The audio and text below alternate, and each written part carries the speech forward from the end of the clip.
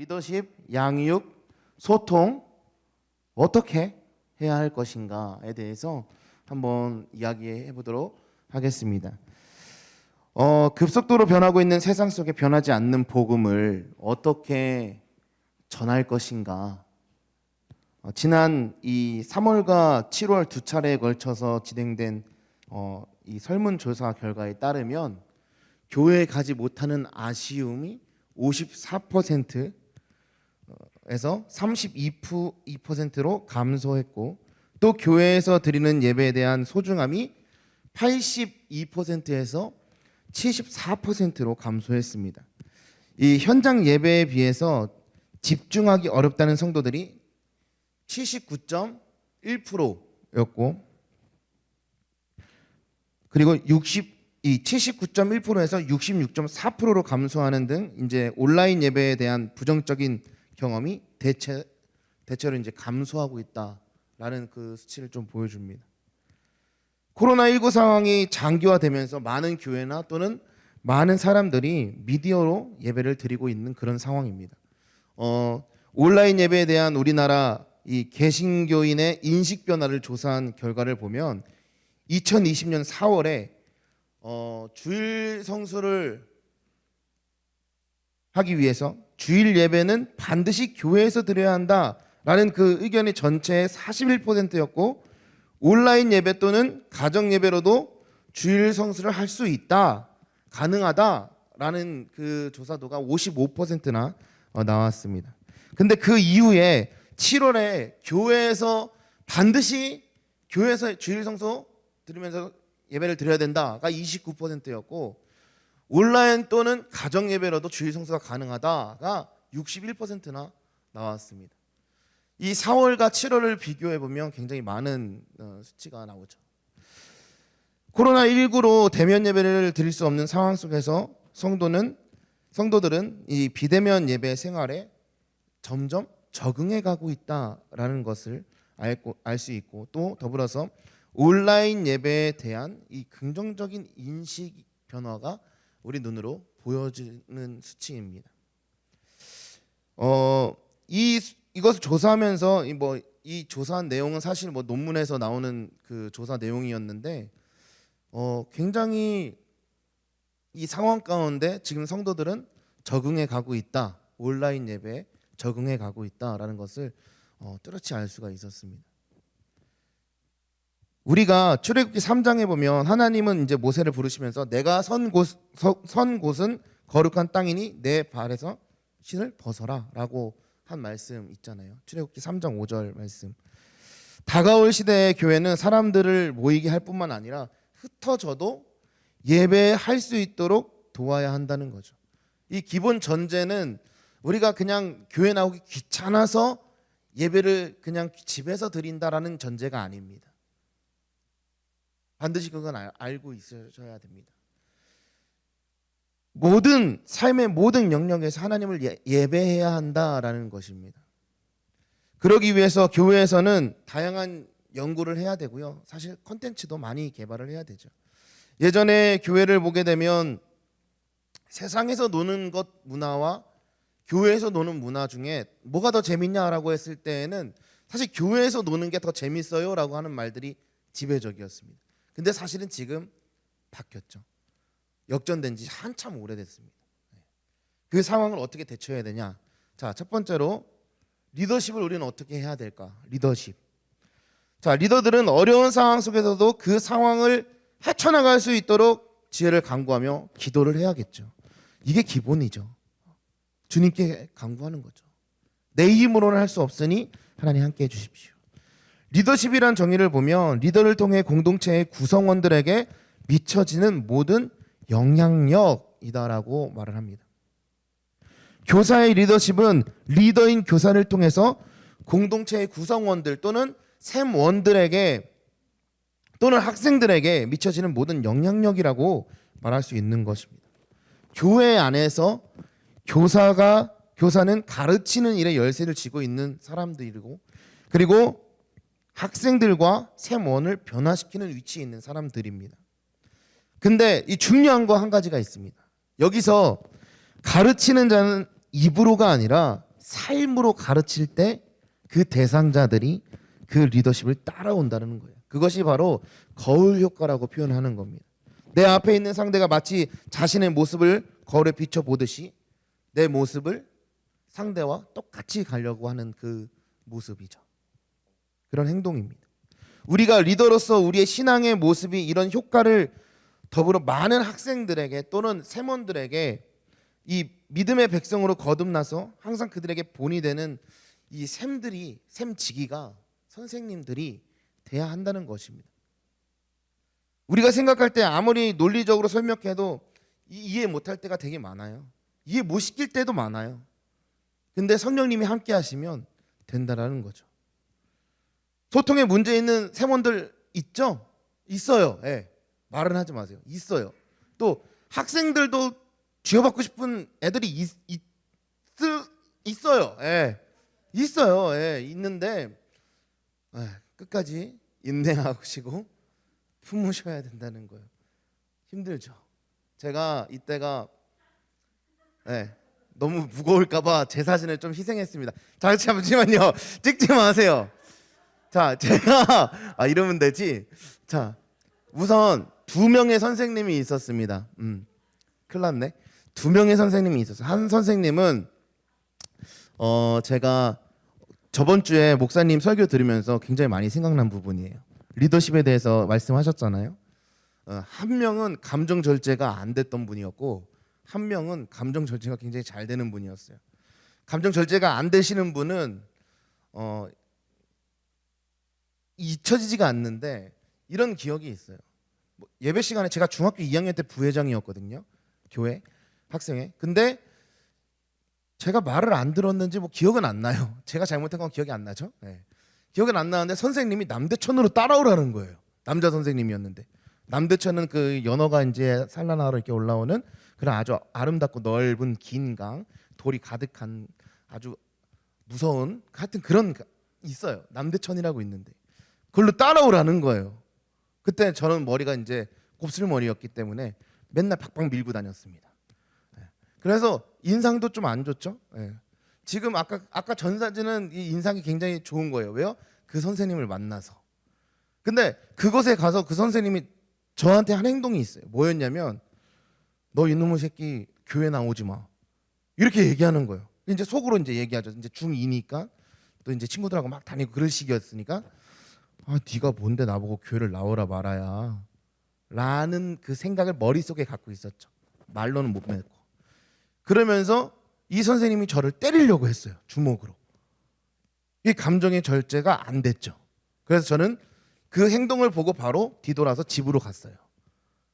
야, 거기 안 서? 그냥 무시하고 갔어요. 그리고 집에 가서 어떻게 할게요? 부모님한테 일렀겠죠. 일렀어요. 나 이 선생님이 나 교회 나오지 말래. 나 안 나가. 마음의 문이 닫힌 거예요. 그리고 나서 이제 부모님이 이 마음의 문을 열게 하려고 갖은 애를 씁니다. 근데 고집이 꽤 셌거든요. 그러면서 선생님 한 분을 붙여주는 게 바로 이 선생님이었어요. 이 선생님이 김성은 선생님이었어요. 이 선생님이 관동대학교 무슨 컴퓨터 학과였는데 이 당시가 사실 컴퓨터가 굉장히 귀했던 때였거든요. 컴퓨터 집에 있다 그러면 막 이런 그 시대였어요. 옛날은 아닌데 너무 옛날 사람은 아니고. 그런데 이 선생님이 항상 저에게 이제 연락하는 거예요. 태연아 뭐하냐? 밥 먹었냐? 밥 먹을래? 가자. 태연아 뭐하냐? 컴퓨터 할래? 포트리스 할까? 포트리스? 밤새도록 한번 해볼까? 그 자기 연구실 데리고 가가지고 포트리스 하게 해주고. 저는 사실 게임을 잘 못해요. 아예 못해요 잘. 근데 하고 싶어 하는데 너무 못해요. 근데도 선생님이 계속 데리고 가갖고 포트리스 할까? 이거 이제 바람 계산해가지고 이렇게 다 게이지에 딱 맞춰서 쏘면 미사일이 날아가. 그때 그 시골에서는 사실 그 스타크래프트도 처음 봤던 그런 때였거든요. 그러니까 이렇게 선생님이 저를 위해서 가진 노력을 다 하시는 거예요. 너무 마음의 문을 안 여니까 심지어는 어느 상담소까지 데리고 가세요. 마티즈를 타고 이제 그냥 바람 쐬러 가자 하고 내렸는데 어느 저기 산 중턱에 있는 어떤 무슨 상담 센터인 거예요. 도망가지도 못해. 차가 안 다니거든요. 그러니까 차로만 갈 수 있는 곳이어서. 그래 가가지고 1시간 동안 또 상담도 받고 여러 가지 갖은 노력을 다 해주셨어요. 그때 마음이 열렸어요. 그래서 저런 미소가 나왔어요. 선생님은 미소가 아닌 것 같은데 하여튼가. 예. 그래서 이 선생님들을 보면서 감정의 절제 맞아. 우리가 감정적으로 사람 대할 때 학생들한테 또는 샘원들한테 툭툭툭 내뱉으면서 하는 그 말투 다 이제 생각이 나는 거예요. 제가 학생들이 가르칠 때도 했던 뭐 말투, 어투, 상처받게 하는 그런 말, 언어 생각이 나는 거예요. 감정 절제 굉장히 필요한 부분입니다. 두 번째는 이 언어를 갖게 하라고 했잖아요. 언어를 갖게 하는 거 굉장히 중요합니다. 제가 그 청소년 사역하면서 학생들한테 다가가기 위해서 노력했던 부분 중에 한 가지가 뭐냐면 미디어 정복이었어요. 그때 당시에는 무한도전이 굉장히 인기가 많았었고 많은 이 버라이어티 예체능 뭐 이런 것들이 되게 아이들이 관심이 많았었어요. 그래가지고 이제 생각한 거죠. 그러면 난 미디어를 정복하자. 모든 미디어를 다 정복하자. 그때부터 시작됐어요. 싹 봐요. 채널 싹 봐요. 그래서 모든 이야기 나올 때마다 껴들자. 여기서 뭐 갑자기 엠넷 나왔다가 여기서 뭐 갑자기 뭐 다른 얘기 나왔다. 그럼 팍팍팍 껴들자. 그 언어를 갖게 하자라는 거였어요. 그게 저의 첫 번째 목표가 미디어 정복이었습니다. 그러면서 뭐 갑자기 이제 저쪽에 있는 여학생이 이제 저 김수현 완전 멋있게 나왔잖아. 갑자기 생각이 안 난다. 김수현 나왔던 거 뭐였지? 그죠 그거. 그러면 아는 척하면서 막 얘기하는 거예요. 막 그런 식으로 이제 다가갔던 거예요. 여러분들도 각 선생님이기도 하고 샘직이기도 하지만 여러분 주변에 있는 뭐 샘원들 또는 학생들을 다 있잖아요. 그 학생들이 뭘 좋아하는지 알고 있어야 되는 거죠. 뭐에 관심이 있는지, 그리고 요즘 애들은 어떻게 노는지 이거 조사해야 돼요. 이제. 네. 뭐 여러분 아직도 뭐 저는 20살이니까 괜찮아요. 뭐 전 20 중반이에요. 괜찮아요. 아직 꺾이지 않았어요. No. 고등학교 졸업하면 무조건 다 세대 차이 나요. 네. 학생들이 뭐 나이 갭 뭐 별로 없다고 생각하지만 아니에요. 무시 못해요. 점점 바뀌고 많이 변화되고 있는 시대를 살고 있습니다. 그리고 빨리빨리 바뀝니다. 이게 빨리빨리 적응하셔야 돼요. 자, 우리는 그래서 이런 언어의 능력을 갖게 해야 되고 또 우리가 할 수 있는 일 아무것도 없습니다. 사실 아이들한테 청소년 생각하면서 그 아이들 케어하면서 어느 이제 목사님은 1년에 1억 얼마가 들어요. 치킨값만 되는데 아이들 치킨만 사주는데 1억 얼마가 들어요. 근데 그분이 1억 얼마가 있어서 할까요? 아니에요. 없어요. 없는데도 그냥 계속 하는 거예요. 누가 후원해 주시기도 하고요. 자기 사비 털기도 하고요. 항상 그래요. 네. 그렇게 관심을 갖고 하는 거예요. 그러면서 사랑을 주는 거고 그리고 그 학생들의 이야기를 들어주는 거고. 여러분 교회 다니다 보면요. 일방적으로 듣는 데에 익숙해져 있어요. 왜냐면 목사님 설교하시면서 계속 들어야 되잖아요. 그게 1시간 동안 계속 듣는다고요. 학생들도요 마찬가지예요. 학생들도 선생님 말 맨날 듣는데 딱 세팅이 돼 있어요. 근데요 그 학생들도요 하고 싶은 말이 되게 많아요. 근데 그 학생들이 하고 싶은 말을 들어야 되는데 들을 시간이 없는 거예요. 그 시간을 내시기 바랍니다. 또 샘원들한테도 그 시간을 내시기 바랍니다. 그래서 샘원의 이야기를 좀 들어주시기 바랍니다. 자, 리더로서의 그 교사는 어떤 사람이어야 하는가? 위대한 교사는 세상의 리더와 다른 영적 리더십을 갖춰야 한다라고 말을 합니다. 그렇다면 영적 리더십은 뭘까? 영적이라는 것은 어떻게 보면 매우 추상적이게 생각할 수 있는 부분이에요. 하지만 교사쌤이나 주제인 만큼 교사에게 필요한 요소에 대해서 좀 말하고 싶어요. 교회 학교 교사로서 당신은 어떤 스타일의 리더십을 갖춘 사람이라고 생각합니까? 라는 이 설문조사를 했어요. 그러니까 섬김의 리더십이 42%였고 소통의 리더십이 35.3%였어요. 그 인격의 리더십이 11.4%였고 영적 리더십이 7.4, 그리고 권위의 리더십이 2.5%였다는 거예요. 이 결과를 분석해 볼 때 대부분의 교사들의 그 리더십은 권위의 리더십보다는 섬김과 소통과 인격의 리더십을 더 선호하는 스타일이다라는 것을 알 수가 있어요. 보편적으로.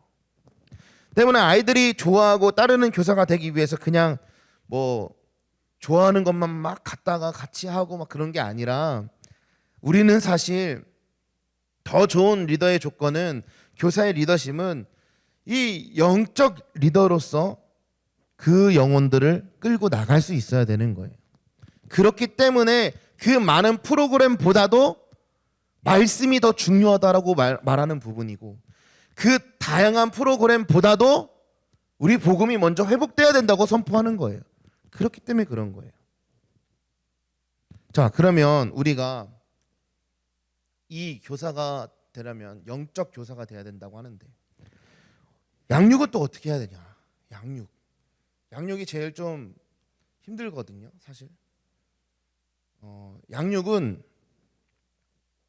제가 이 세미나를 준비하면서도 많이 고민한 부분 중에 하나가 어떤 부분이냐면, 저는 샘지기와 또는 교사한테 더 사실 이 부분을 더 부각시켜서 말씀드리고 싶은 부분이 있어요. 뭐냐면, 양육은 이제 교사 선생님뿐만 아니라 집에 돌아가서도 그 가정에 계신 부모님이 함께 해야 된다는 거예요. 그 부모님과도 함께 소통이 돼야 된다는 거예요. 그렇기 때문에 그 가정 안에서 그 아이들이 배울 수 있는 환경들을 우리 선생님들이 또 제공해 줄 수 있어야 한다는 거죠. 오늘날 한국 가정에서 신앙교육이 제대로 이루어지지 않는 이유 중에 하나를 보면, 부모의 신앙을 보고 배울 기회가 없기 때문이다라고 얘기를 해요. 집안에서는 부모님의 그 신앙을 보고 배울 수가 없는 거예요. 교회 가서는 뭐 갑자기 이렇게 쫙 갔다가 갑자기 쫙 오는 이런 구조가 되어버려 가지고, 그리고 또 더 나아가서는 지금 코로나19 시대를 살고 있는 우리들은 교회까지 못 가는 그런 그 안타까운 이 상황에 처해져 있잖아요. 그러다 보니까 자녀들이 사실상 부모님의 그 신앙을 보고 배울 수 있는 시간도 없고, 집 안에서는 집사님인지 장로님인지 구분이 안 가는 행동들을 많이 하고, 이러다 보니까 이 자녀 세대에서 이 신앙들이 많이 후퇴되고 있는 거예요. 왜? 부모님이 그렇게 하고 있었으니까. 아까 말한 거울 효과랑 마찬가지예요. 부모님이 나에게 어떤 신앙의 어떤 교육을 하지 않았고 신앙의 모습을 보여주지 않았는데, 그 학생들은 어떻게 선생님들이 주일학교 선생님이든 학생부 선생님이든 뭐 샘지기들을 가르치든 세몬들을 가르치는 샘지기든 어떻게 교회에서 막 끌고 간다고 해도 집에 가면 똑같이 그런 모습들이 반복되는데 어떻게 바뀔 수 있겠다는 말인가. 그렇기 때문에 이번 연도 또는 더 나아가서는 다음 세대를 위해서 교육할 때는 부모님은 항상 같이 양육할 수 있도록 여러분이 기획을 좀 하셔야 돼요. 기획은요, 담당 사역자만이 기획하는 게 아니에요. 우리 선생님들 또는 샘지기들 기획하세요. 교회 와가지고 저는 피곤하니까요 저 건들지 마세요가 아니라, 그런 사람 우리 여기 없겠지만 그런 게 아니라 기획하시고, 오히려 목사님 이거 샘 모임할 때 이런 구조로 해가지고 하는 게 좀 어떨까요? 라는 의견을 제시할 줄 알아야 되는 거예요. 제시하셔야 되는 거예요. 그리고 같이 회의하시고 같이 나눔하시고 하셔야 된다는 거예요.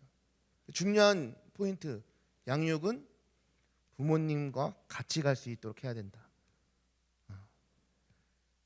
자, 이 샘 안에도 똑같습니다.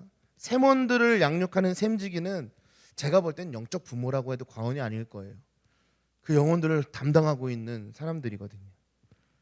점점 우리가 이 시대를 살아가면서 모이기 힘들어지죠. 또 직장 끝나고 너무 힘들고 세몬들에게 오히려 이 신앙적인 이야기보다는 어떻게 보면 세상적인 이야기가 더 많이 먹힐 때가 많이 있어요.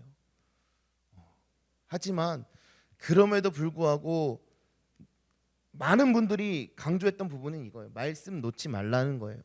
말씀적인 이야기를 빼놓고 세상적인 이야기만 하지 말라는 거예요. 그렇기 때문에 계속 말씀을 강조하는 거예요. 또 그렇기 때문에 이 사랑이 있는 교사가 돼야 된다고 하는 거고, 복음 회복돼야 된다는 거고. 내 안에 복음이 회복되지 않는데 누구를 가르칠 수 있겠어요? 마찬가지인 거예요. 자, 신앙의 부모는 자녀들에게 대한 이 신앙 교육의 책임이 자신들에게 있다라는 것을 분명히 알아야 됩니다. 부모들은 자녀들을 하나님을 사랑하는 사람으로 양육하기 위해서 가정에서 모범을 보이면서 성경을 가르쳐야 한다는 거예요. 저희 부모님이 지금은 목사님이지만 목사님 되신 지 얼마 되진 않았습니다. 사역적으로는 제가 더 선배예요, 사실은. 네. 근데 뒤늦게 이제 목회를 하시지만 그 전에는 제가 볼 때는 그 어떤 목사님들보다도 더 저는 훌륭했다고 저는 생각을 해요. 그래서 저는 제일 존경하는 분을 따지고 본다면 아버지를 제일 존경합니다. 왜냐하면 아버지와 어머니의 그 신앙을 보고 배웠기 때문에 내가 아파도 교회에 와서 죽어야겠다 라는 생각이 내 머릿속에 있는 거예요. 그리고 난 그렇게 해야겠다라는 마음의 다짐이 있는 거예요. 이게 제가 교회 열심히 다녀갖고 주일학교 와가지고 하나님 이래갖고 받은 게 아니라 오히려 부모님의 그 신앙의 모습을 보고 신앙생활은 이런 거구나. 교회에서의 봉사나 헌신은 이런 거구나. 저희 아버지가 이 옛날 교회였는데 겨울 되면은 제일 먼저 나가가지고 새벽에 길을 치웠습니다. 길을 치웠다? 길에 눈을 치웠습니다. 네. 그리고 방석을 하나씩 다 세팅하는 거예요. 그런 모습 보면서 자라난 거죠. 지금 여러분 이제 나중에 여러분들이 자녀를 갖게 되고 또 자녀를 키울 때에 이 부분 굉장히 중요한 부분이에요. 꼭 기억했으면 좋겠어요. 자녀 교육할 때 신앙 교육은 필수입니다. 선택이 아닙니다. 무조건 같이 가야 되는 거예요. 부모님인 경우는 이제 자녀들 과외 많이 하잖아요. 학원 보내고 이런 거 되게 많이 하잖아요. 근데 성경 가르치러는 안 보내요. 이게 항상 물음표예요, 저는. 기독교인인 사람이 자녀들에게 신앙 교육을 하기 위해서 주일학교는 무지 열심히 보내요. 근데 성경 공부를 안 시켜요. 무슨 소용이에요? 부모님이 시키시면 됩니다. 네, 부모님이 시키시면 돼요. 네, 시작하십시오. 지금 때가 늦은 때가 아니에요. 시작하십시오. 자, 그러면 소통을 어떻게 할 것인가? 이 소통에 대해서 저는 무게를 좀 많이 싣고 싶어요. 다른 거는 그냥 다 부수적으로 사실 많은 선생님들, 많은 교육자들이 잘 말씀해 주셔서 더 이상 말할 것도 없어요. 그런데 소통에 대해서 좀 말하고 싶어요. 어떤 부분이냐면 이 한국 교회와 기독교의 위기는 기존의 방식을 더 열심히 한다고 해결되는 게 아니에요. 시대적 흐름을 파악하고 그 시대에 맞는 방법을 찾아갈 줄 알아야 된다는 거예요. 지금 이 세대는 가상현실에 굉장히 친숙화된 세대입니다.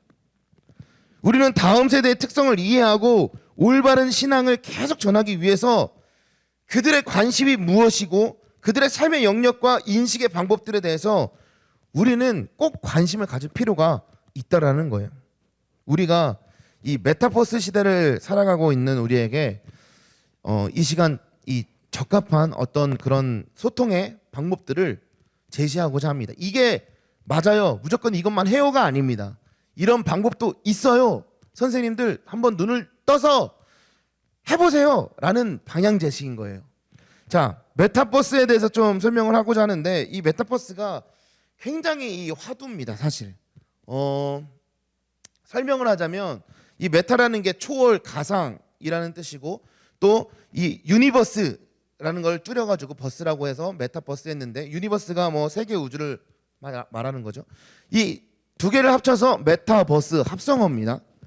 여러분 뭐 스마트폰이나 컴퓨터나 뭐 인터넷에서 뭐 여러 가지 것들을 우리가 활용해서 막 플레이 하잖아요. 이 모든 것들이 싹 다 메타버스라고 말하는 거예요. 이 코로나 팬데믹으로 많은 기업이 위기를 맞고도 경제 활동이 위축되었지만서도 메타버스를 적절하게 활용한 기업들은, 그 업체들은 놀라운 호황을 누리고 있다라는 거예요. 이처럼 메타버스를 활용한 시스템은 선택이 아닌 이제는 어떻게 보면 필수가 되어 버린 거죠. 그래서 이렇게 선포하고 싶은 거예요. 우리가 이 상황 속에서 코로나 시대 가운데 예배가 제한돼 있었고, 또 주일학교나 학생부 예배 같은 경우는, 교회학교 같은 경우에는 예배를 아예 못 드리는 상황까지 왔었을 때에 온라인과 오프라인을 번갈아 가면서 하는 것보다는 온라인으로 동시에 다 같이 하자. 그리고 이제는 앞으로 그 시대가 올 것이다 라는 걸 얘기하는 거예요. 이 메타버스는 사실상 지금 이 현대 사회에서 급증하고 있어요. 많은 기업들이 참여하고 있고, 심지어는 이제 교육계 쪽에서도 이 메타버스에 눈을 돌려서 이걸 활용하려고 많이 하고 있어요. 그리고 뭐 대학교도 마찬가지고. 네. 이런 상황 가운데 우리 교회가 사실은 뭐 수련회도 못하고 여름 성경학교도 못했고 못한 게 굉장히 많이 있잖아요. 근데 이 상황에서 그냥 멈춰져만 있어야 되냐, 아니면 코로나가 이제 끝나고 다시 모일 수 있는 기회가 올 거야 라고 기다려야만 되나. 우리가 이 상황 가운데 우리는 이 시대에 사실은 더 앞을 바라보면서 이런 다양한 플랫폼들을 활용해서 이 시대를 맞서 싸워야 되는 거예요. 이제는 뭐 코로나랑 같이 간다고 하잖아요. 그러면 이제 그 시대 가운데 어떤 방법을 할 수 있을까?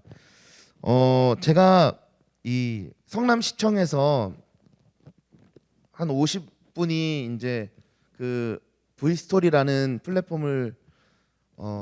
플랫폼에 이제 소개를 한 적이 있어요. 저희가 왜 제가 그걸 소개했냐면 그루터기가 캠프를 사실 전문적으로 했던 팀인데 캠프를 못 여니까 이렇게 메타버스를 통해서 가상 현실을 통해서 한번 이걸 해보자라는 어떤 실험적인 그런 걸 한번 해본 적이 있어요. 그래서 정식적으로 뭐 학생들을 막 엄청 많이 모집해 갖고 한 건 아니고 시범적으로 한번 해봤어요. 그래서 소수만 딱 가가지고 그 프로그램 전체를 참여해봤는데, 이 선생님들이 뭐 줌이나 여러 가지 이제 소통하면서 소통이 이제 한계를 느낀 거예요. 학생들도 가만히 있어서 뭔가 화면을 응시해야 되는 부분도 있었고, 근데 그런 부분을 이 V스토리나 뭐 여러 가지 메타버스 플랫폼을 통해서 많이 해소를 시킬 수 있는 방법이 있다라는 걸 소개했던 것입니다. 이 메타버스가 뭔지는 아까 설명했고, V스토리에 오신 걸 환영합니다. 이게 사실 이 PPT가 그 성남시청 그 교육하시는 분 관련돼서 소개했던 그런 PPT예요. 그래서 여기 보면은 또 다른 나, 새로운 공간, 그것이 가상현실 세계를 얘기하는 거거든요. 그곳에서 비대면 소통이 익숙한 세대를 교육할 수 있다라는 부분과, 또 엔터테인먼트 부분, 그 장소가 놀이터가 될 수도 있다라는 부분과, 또 비즈니스라고 해서 메타버스의 확장성, 여기서도 사업이 가능하다라는 부분들을 소개하고 있는 것들입니다. 자, 뭐 이런 뭐 저런 거 이런 거 저런 거 있고요. 네. 네. 이제 사실 지금 세대에서 이 메타버스는 우리가 이 메타버스가 뭐지? 이럴 수 있습니다. 근데 아이들은 이제 벌써 다 적응이 됐어요. 왜냐하면 그 시대를 살아가고 있거든요. 왜 그 시대를 살아가고 있냐면 제가 설명을 해드리겠습니다. 이 Z세대들은 어렸을 때부터, 아기 때부터 어머니 아버지들이 애가 울면 뭘 보여주죠? 자연스럽게 핸드폰을 보여줍니다. 그러면 또 아이들은 그 핸드폰을 보면서 뚝 끊쳐요. 그러니까 그것이 굉장히 큰 보약이죠. 네. 어떻게 보면 해결 방법이죠. 그리고 그 세계를 경험하게 되는 거예요. 그리고 이제 핸드폰으로 모든 것들을 다 할 수 있고 그런 세계에서 모든 걸 다 할 수 있기 때문에 보안적인 부분, 또 개인정보에 굉장히 민감한 부분입니다. 또 확실한 의사를 피력할 수 있어요. 왜냐하면 하나의 아바타를 통해서 내 의견을 막 송출하기 때문에.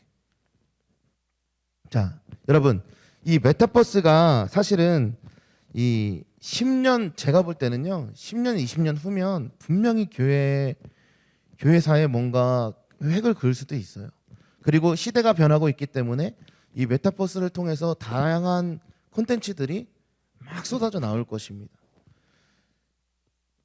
그러면 우리가 이 오늘날 교회가 미래 사역의 발판으로 온라인 사역이 이 대안이 아니라 꼭 필요하다는 것을 좀 알 수 있는데, 메타버스가 뭐냐? 그냥 간단하게 말하면 여러분 핸드폰으로 뭐 넷플릭스 보시면 영상 보시잖아요. 그게 그거예요. 메타버스라는 거예요. 여러분 벌써 하고 계신 거예요. 또 뭐 카톡을 한다든지 페이스북이나 뭐 인스타그램에 글을 남긴다든지 마찬가지입니다. 이 증강현실 세계, 이거 사실 이게 뭔지 아시죠? 포켓몬고라는 건데 예전에 한번 굉장히 유행해가지고 저희 사실 속초 어디 뭐 저기 가면은 포켓몬이 많이 나온다 그래가지고 사람들이 무지하게 많이 내려왔었습니다. 근데 사고도 무지하게 많이 났어요. 핸드폰만 보고 가다가 차라리 치이는 거예요. 그걸 정신이 이렇게 빠져 있는 거죠. 증강현실 세계. 여러분 옛날에는 좀 그런데 싸이월드 하셨던 분 아시죠? 네. 싸이월드 감성 아시죠? OST 감성 딱 해가지고 뭐 여러 가지 나오잖아요. 유명한 노래들. 그리고 굉장히 유명 눈물새가 떠르르 오늘도 나는 뭐 추억을 흘린다 뭐 이런 그런 거 해보신 적 있죠? 아마 있을 거예요. 네. 저는 안 해봤어요. 전 안 해봤고 하여튼간 이런 부분들이 사실은 싹 다 메타버스라는 거죠. 네. 증강현실 세계, 포켓몬고, 핸드폰으로 가상현실, 뭐 핸드폰 안에 뭐 요즘에 이런 기능도 있죠. 핸드폰을 사면 책상에다가 핸드폰 이렇게 딱 비치면 거기 위에서 책상 위에서 아이돌이 막 춤을 춰요. 뭐 그런 것도 있고 그런 것들이 증강현실 세계. 또 이 라이프 로깅 세계, 이거 인스타나 뭐 이거는 제 아들이지만 잘 있니? 제 아들이지만 하여튼간 이렇게 인스타에 사진을 올린다든지 글을 올린다든지 그러면 사실상 라이프 로깅 세계를 경험한 거예요. 거울 세계, 제가 이분들의 동의는 받지 않았지만 하여튼간 이분들이 사실 누구냐면 학원 복음화 사역자들이신데 월에 한 번씩 이제 단체로 기도회를 해요.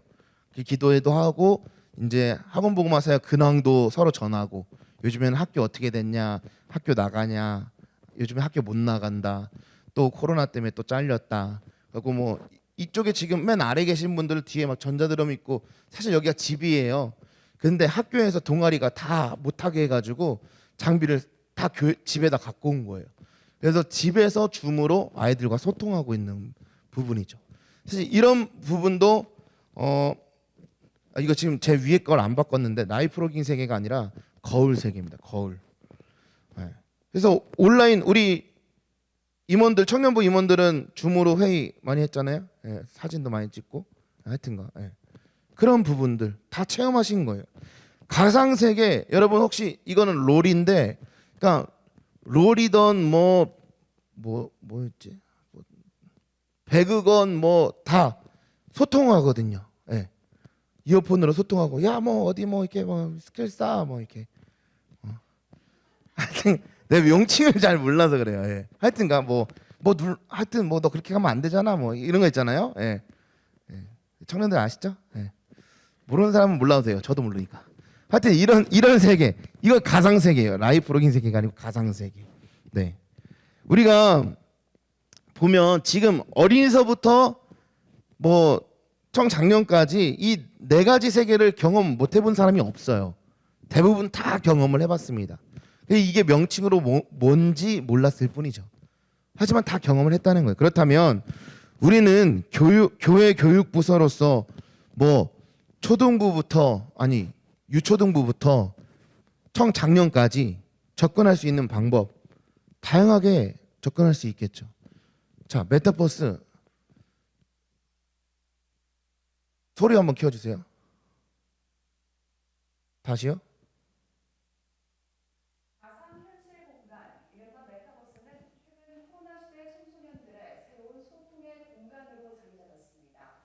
이런 가운데 다음 세대를 고민하는 사역자와 청년들이 모여서 메타버스를 통한 여름 수련회를 진행하고 있어 관심이 모아집니다. 오요셉 기자입니다.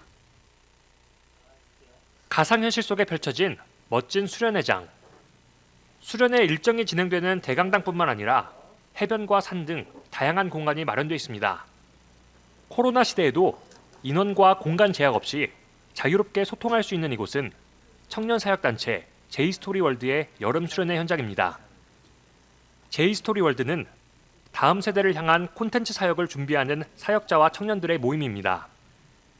다음 세대 청소년들과 어떻게 소통하고 하나님의 이야기를 나눌 수 있을지 고민하다가 그 첫 활동으로 가상현실 수련회를 개최하게 됐습니다.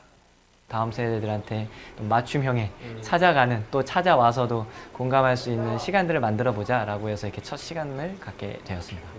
마음의 상처들, 그다음에 정서적으로 좀 어려운 분들이, 특히 젊은 분들이 이런 메타버스라는 아바타 만남을 통해서 같이 소통하고 얘기하지 못했던 속마음을 얘기할 수 있는. 이번 수련회엔 온라인 부흥회뿐만 아니라 퀴즈와 보이는 라디오, 상담 등 청소년들이 직접 참여할 수 있는 다양한 프로그램들이 준비됐습니다. 보다 현실성이 강조된 메타버스 플랫폼 V스토리를 활용해 수련회 참가자들의 참여도를 높였습니다. 라이브 영상 링크를 설정해 놓으면 라이브로 여기서 활도 메시지도 들을 수 있고 시점을 이렇게 바꿀 수 있는데 실제로 강당에 앉아 있는 것처럼 제가 보고 싶은 것을 볼 수 있기도 합니다. 제이스토리월드는 지금까지의 교회는 설교자 중심의 일방향적 소통 위주였고 현재 온라인 예배도 마찬가지라며 쌍방향 소통에 익숙한 청소년들의 눈높이를 맞출 수 있어야 한다고 강조했습니다.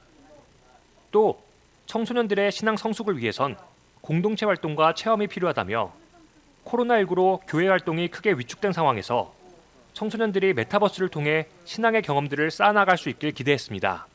쌍방향으로 자기의 의견을 표출할 수 있는 방법들을 다른 공간에서는 아이들이 되게 자연스럽게 이미 하고 있는 거죠. 댓글도 달고 뭐 링크도 공유하고 아이들이 생각하는 그리스도인이 됐으면 좋겠거든요. 콘텐츠 같은 것도 자기가 이제 뭔가를 생각한 거를 공유하고 나누고 할 수 있게.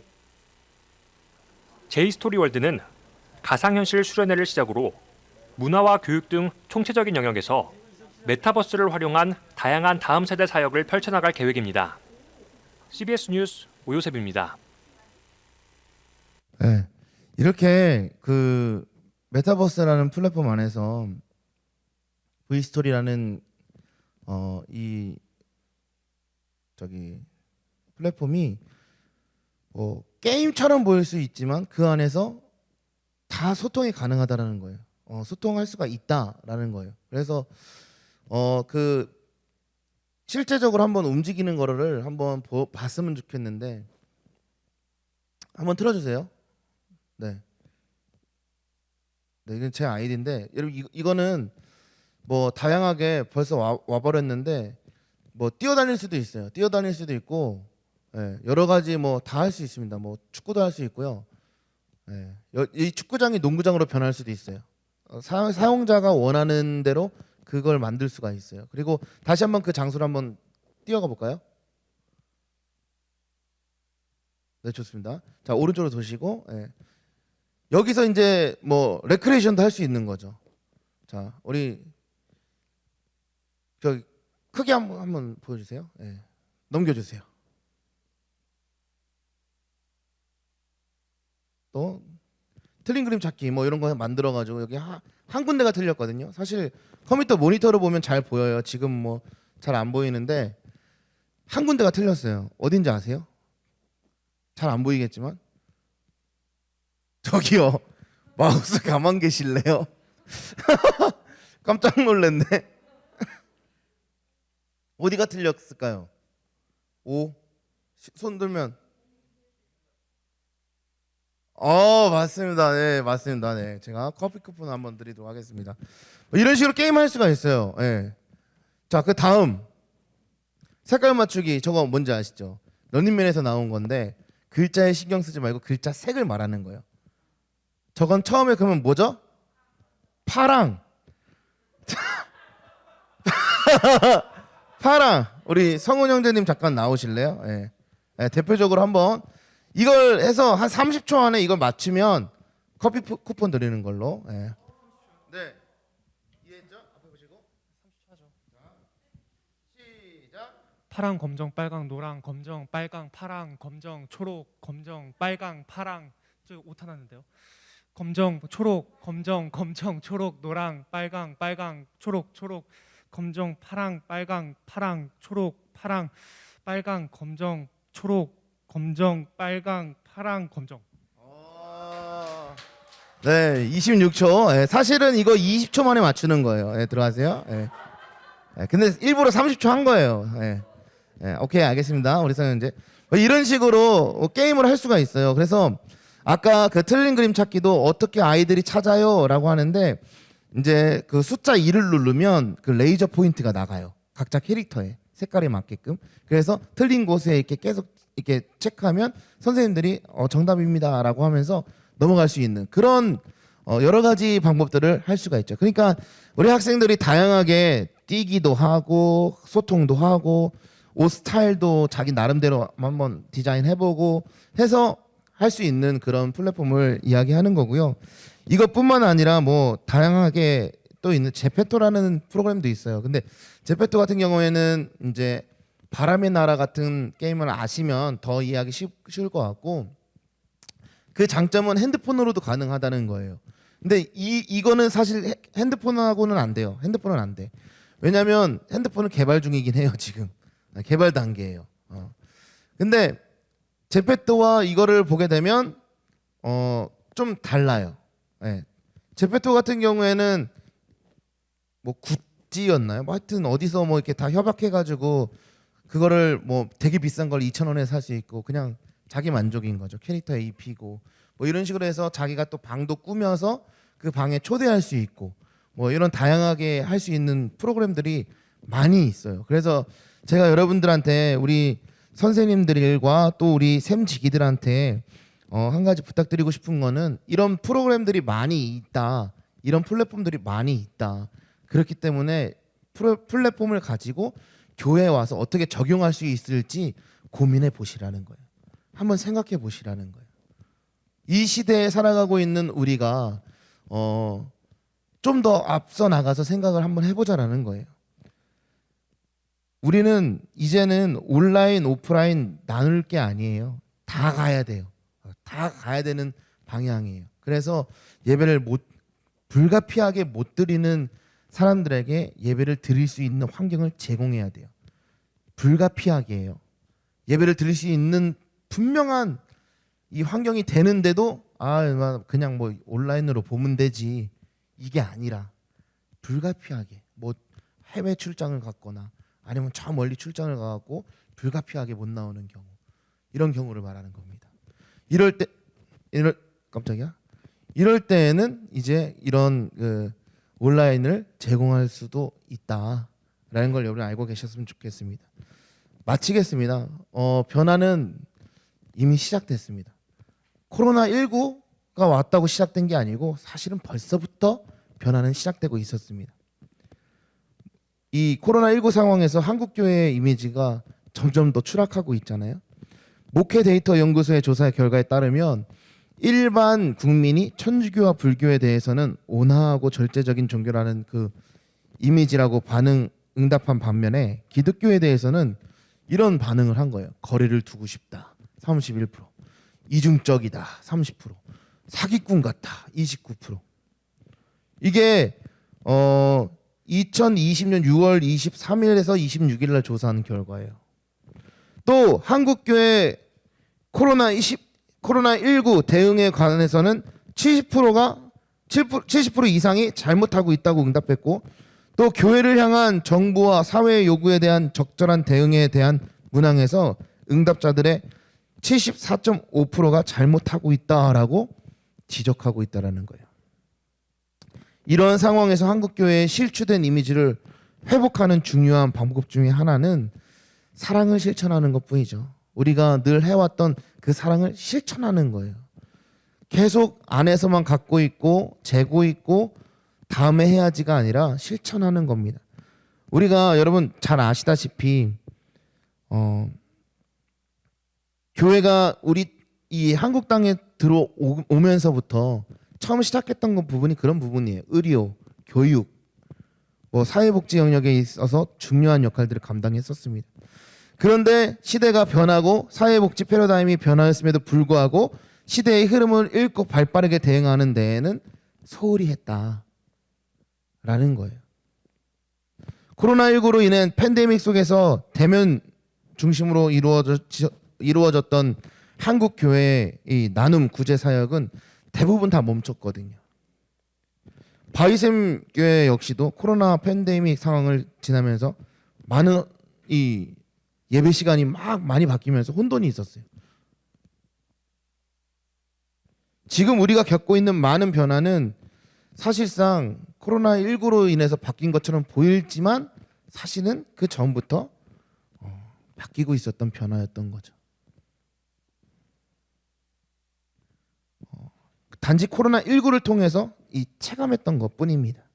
코로나로 인해서 멈춰진 시간 속에서 우리는 시대의 변화를 감지하고 어떻게 사역 전반을 새롭게 리뉴얼할 수 있을까에 대해서 꼭 고민하시기 바랍니다. 저는 오늘 이런 어떤 설문조사와 뭐 그런 수치를 통해서 이런 생각을 갖고 있다라는 걸 보여줬고 또 어떻게 소통할 수 있는지에 대해서 그 방법에 대해서 한번 이야기를 좀 나눴습니다. 다양한 방법이 있겠죠. 그 방법 중에 대표적인 방법만 제가 소개를 드렸습니다. 우리가 반드시 알아야 될 것은 우리 선생님들이 많이 힘드실 거예요. 또 우리 샘지기도 많이 힘들 거예요. 제가 한 지체한테 항상 하는 말이고 제가 늘 주장하는 거지만 리더는 외로워요. 그럴 수밖에 없는 자리입니다. 그렇기 때문에 더 성령님을 의지할 수밖에 없는 부분이고요. 그렇기 때문에 우린 더 기도해야 되고요. 그렇기 때문에 우린 더 살아서 역사하시는 하나님의 그 능력을 체험해야 돼요. 내 안에서 내 지식과 내 모든 능력을 동원해서 아이들을 살릴 수 있는 방법 없어요. 그냥 다 수단에 불과합니다. 근데 성령님이 콕 집어서 인도하시면 된다는 거예요. 그걸 어떻게 하냐?